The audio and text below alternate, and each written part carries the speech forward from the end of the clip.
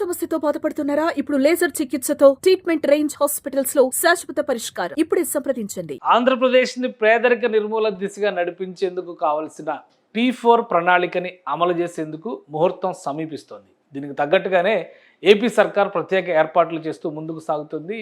అమరావతిలో వెలగపూడి సెక్రటేరియట్ వెనక ఉన్నటువంటి ప్రాంతంలో ప్రత్యేక వేదికని శరవేగంగా సిద్ధం చేస్తున్నారు. అసలు ఈ P4 విధానం ఏంటి, P4 ద్వారా కలిగే ప్రయోజనం ఏంటి, ప్రభుత్వం ఆశిస్తున్నటువంటి లక్ష్యం సాధించగలిగినటువంటి లక్ష్యమేనా, ఎంతో కాలంగా వింటున్నటువంటి పేదరిక నిర్మూలనని అమల్లో చేసి చూపించేందుకు కొత్తగా ఏపీ సీఎం చంద్రబాబు నాయుడు ఏ చిట్కా పాటించబోతున్నారు, ఒకసారి విశ్లేషించేటువంటి ప్రయత్నం చేద్దాం. అమరావతి ప్రాంతంలో శరవేగంగా పనులు జరుగుతున్నాయి. ఇప్పటికే వేదిక కూడా సిద్ధమైపోయింది.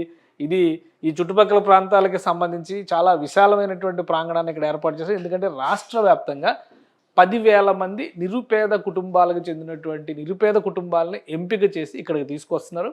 అలానే రాష్ట్రం నుంచి అనేక మంది ప్రముఖులు కూడా ఈ వేడుకకి హాజరు కాబోతున్నారు. ప్రతిష్టాత్మకంగా రాష్ట్ర ప్రభుత్వం మంత్రివర్గం మొత్తం సమక్షంలో ఈ కార్యక్రమాన్ని నిర్వహించేటువంటి ప్రణాళికని సిద్ధం చేస్తుంది. P4 అనేటువంటి కాన్సెప్ట్ దేశవ్యాప్తంగా ప్రస్తుతం చర్చనీయాంశం అవడం అనేది ఇది నిజంగా చెప్పాలంటే ఒక కొత్త ప్రయోగంగా మనం చెప్పొచ్చు. ఇప్పటి వరకు జరిగినటువంటి ప్రయత్నాలన్నీ కూడా పేదరిక నిర్మూలన దిశగా ప్రభుత్వ పక్షాన జరిగినప్పటికీ ఇందులో ప్రభుత్వం, ప్రజలు అలానే ప్రైవేట్ భాగస్వామ్యం చేయడం ద్వారా మొత్తం ఈ నలుగురి పార్ట్నర్షిప్ ద్వారా, ఈ ముగ్గురి పార్ట్నర్షిప్ ద్వారా చేసేటువంటి ప్రక్రియని ఇప్పటివరకు ప్రభుత్వ ప్రైవేటు పార్ట్నర్షిప్ చేసాం.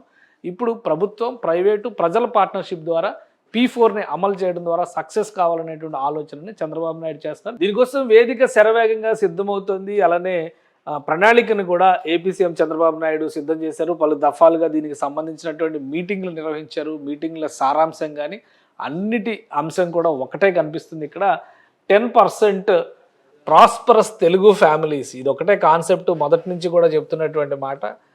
సంపన్న కుటుంబాలకు చెందినటువంటి 10% తెలుగు ప్రజల నుంచి అట్టడుగున స్థానంలో ఉన్నటువంటి 20% తెలుగు ప్రజల్ని పైకి తీసుకొచ్చేటువంటి లక్ష్యమే ఈ కార్యక్రమం. అయితే ఇందులో ఏం చేయబోతున్నారనేటువంటి సందేహం ప్రతి ఒక్కరిలో కూడా వినిపిస్తుంది. దీనికి కూడా ఒక క్లారిటీ ఇచ్చేటువంటి ప్రయత్నం చేద్దాం.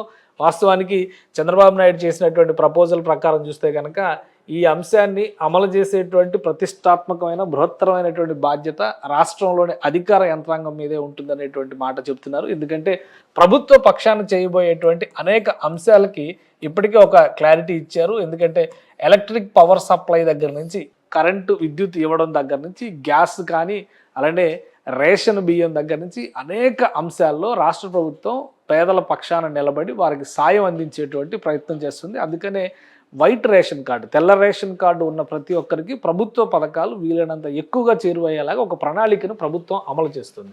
సో ఈ బీపీఎల్ ఫ్యామిలీస్ని ఎంపిక చేయడం ద్వారా ఎవరైతే క్రిమీ లేయర్లో ఉన్నారో అందులో ఉన్నటువంటి 10% సంపన్న అంటే హై నెట్వర్త్ ఇండివిజువల్స్, HNI అనేటువంటి ఒక కాయినేజ్ చేసింది. వీళ్ళు మెంటార్షిప్ తీసుకుంటారు. మెంటార్షిప్ అంటే తెలుగులో మనం చెప్పుకునేటువంటి మార్గదర్శులుగా వ్యవహరించబోతున్నారు.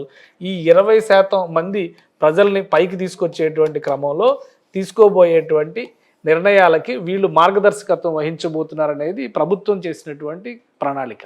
అంటే ప్రభుత్వ పక్షాన్ని ఇచ్చేటువంటి పథకాలతో పాటు వాళ్ళు జీవన ప్రమాణాలు పెరిగే విధంగా ఎంటర్‌ప్రెన్యూర్‌షిప్‌ని ఏ విధంగా పెంచుకోవాలి అంటే వారి జీవన విధానంలో ఉండేటువంటి క్రమాల్లోనే చిన్న చిన్న వ్యాపారాల దగ్గర నుంచి జీవన ప్రమాణాలను పెంచుకోవడానికి కావాల్సినటువంటి వనరులు. ఎందుకంటే ఇప్పుడు సూర్యఘర్ యోజన లాంటి పథకాలు వచ్చిన తర్వాత ప్రభుత్వం ప్రజల చేత సోలార్ పవర్ ప్లాంట్లు పెట్టించడం ద్వారా సోలార్ పవర్ను ప్రభుత్వానికి అమ్మే విధంగా కొన్ని ప్రణాళికలను సిద్ధం చేస్తుంది. సో కేంద్ర ప్రభుత్వం ఆఫర్ చేస్తున్నటువంటి పథకాలు, రాష్ట్ర ప్రభుత్వం ఆఫర్ చేస్తున్నటువంటి పథకాలు, వీటికి ఏదైతే ఇప్పుడు చెప్తున్నటువంటి మెయింటైన్ చేసేటువంటి పర్సంటేజ్, దానికి సంబంధించినటువంటి అమౌంట్ పే చేసేటువంటి అంటే ప్రభుత్వం ఇచ్చేటువంటి సబ్సిడీలు, రాయితీలు కాకుండా అదనంగా వీళ్ళు భరించేటువంటి మొత్తాలను కూడా ప్రైవేటు భాగస్వామ్యం ద్వారా చెల్లింప చేయడం ద్వారా చాలామంది ఉచితంగా ఇంటింటికి కొళాయి అంటే 10,000 రూపాయలు కట్టాలి, మిగతా 20,000 రూపాయలు ప్రభుత్వమే భరిస్తుందంటే కూడా కట్టుకునేటువంటి స్థితిలో లేని కుటుంబాలు అనేకం ఉన్నాయి రాష్ట్రంలో. అందుకని సురక్షిత మంచినీరు,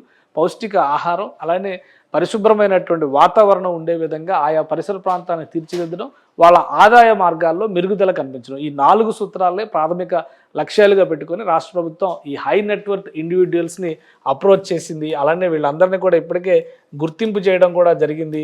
ఆసక్తి ఉన్నవాళ్ళు నేరుగా స్వచ్ఛందంగా ప్రభుత్వంతో సంప్రదింపులు జరపడం ద్వారా కూడా భాగస్వాములుగా అవుతున్నారు. వీళ్ళని కలపడం ద్వారా ఈ 10% ఈ 20%ని ఈక్వేట్ చేయడం ద్వారా వీళ్ళు చేసేటువంటి ప్రయోగాత్మకమైనటువంటి సామాజిక అభ్యుదయానికి దారితీసేటువంటి ఈ ప్రణాళిక కనుక సక్సెస్ అయితే, P4 భాగస్వామ్యం కనుక సక్సెస్ అయితే ఇది దేశవ్యాప్తంగా కూడా ఒక మార్గదర్శకమైనటువంటి ప్రణాళిక అవుతుందని చెప్పని ఏపీ సీఎం చంద్రబాబు నాయుడు చెప్తున్నారు. ఈ క్రమంలోనే ఉగాదిని వేడుకగా చేసుకుని ఈ కార్యక్రమానికి కావాల్సినటువంటి అన్ని వనరుల్ని సంసిద్ధం చేసుకున్నారు. కలెక్టర్స్ కాన్ఫరెన్స్ నిర్వహించడం ద్వారా అన్ని జిల్లాలకు సంబంధించినటువంటి యంత్రాంగం మొత్తాన్ని కూడా ఒక స్పష్టమైన దిశానిర్దేశం రాష్ట్ర ప్రభుత్వం చేసింది.